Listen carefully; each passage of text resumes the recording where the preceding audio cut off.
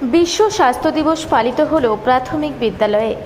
আজ বিশ্ব স্বাস্থ্য দিবস। প্রতিটি কর্মদিবসের মতো আজও বারমংরাজপুর প্রাথমিক বিদ্যালয়ে শিশুদের নিয়ে বিভিন্ন সক্রিয়তা ভিত্তিক স্বাস্থ্য দিবসের বিশেষ কর্মসূচি পালিত হলো।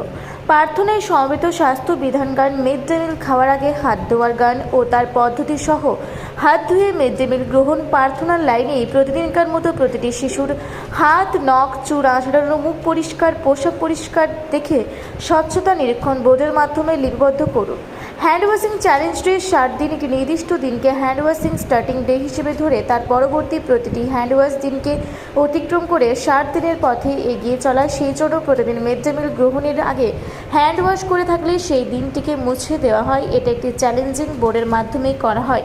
বিশ্ব স্বাস্থ্য দিবসের এই সামগ্রিক কর্মসূচি শিশু সংসদের শিশুদের নিয়ে করল শিশু সংসদের স্বাস্থ্যমন্ত্রী রোশনি পারভিন। এছাড়াও বিদ্যালয় চত্বর ও সন্নিহিত অঞ্চলে মশার উপদ্রব কমাতে প্রধান শিক্ষক রাজদূত সামন্ত, শিশু সংসদের সদস্য ও পরিবেশ মন্ত্রী তামিম থান্ডারকে সাথে নিয়ে বিদ্যালয়ের ভিতর ও বাইরে ব্লিচিং পাউডার ছড়িয়ে জীবাণুমুক্ত করার চেষ্টা করেন।